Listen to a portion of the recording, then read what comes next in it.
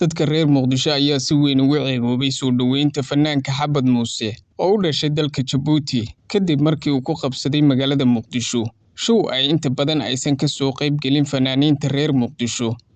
iyo dhalinyarada caanka ka ah aaladda baraha bulshada. Si weyn ayay dhalinyarada iyo bulshada ku dhaqan Djibouti uga caroodeen hadalkii ka soo baxay fanaanka weyn ee Xabad Muuse kaasi oo bilihii ugu dambeeyay ku sugnaa magaalada Muqdisho isla markaana ka qayb galay sanad guuradii 26 Juun iyo 1 Luulyo ee lagu qabtay magaalada caasimadda ah ee Muqdisho.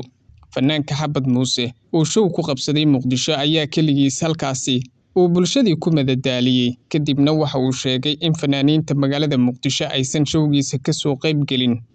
balse uusan waxba u qabin. Fanaaniinta reer Muqdisho ayaa si weyn ugu xifaaltama showyada lagu qabanayo magaalada Muqdisho gaar ahaan labada fanaan ee kala ah Dayaxdal Nuurshe iyo Ismaaciil Arka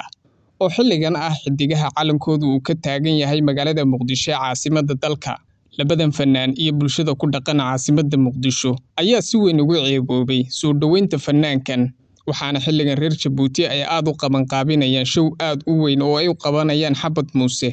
oo ku wajahan dalka Djibouti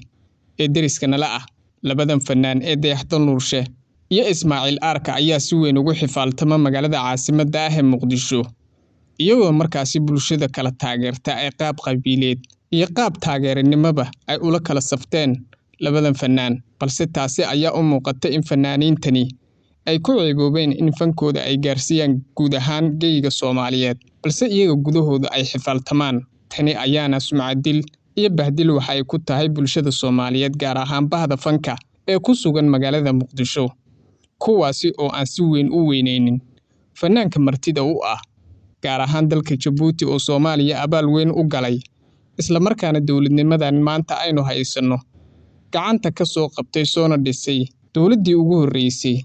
ee cagaheeda ku istaagta. Soomaaliya oo lagu tiriyo wadamada inta badan uu ka shaqeeyo qabiilka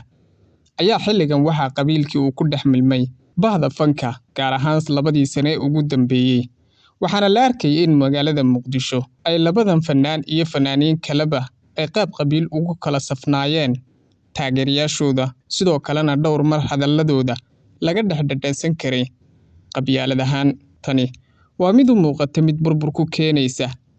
ilbaxnimada fanka Soomaaliyeed gaar ahaan kuwa ku sugan magaalada Muqdisho,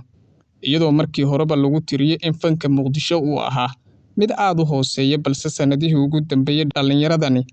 oo fankooda casri ahaa ay la jaan qaadayeen dhalinyarada Soomaaliyeed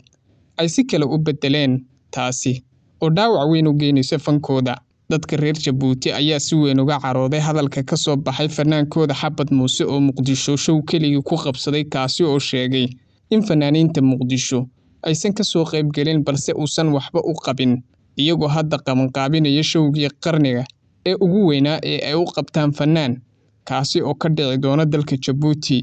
29 bisha soo socota ayaana showgaasi uu ka dhici doona dalka Djibouti sida ay sheegeen qabanqaabiyaasha.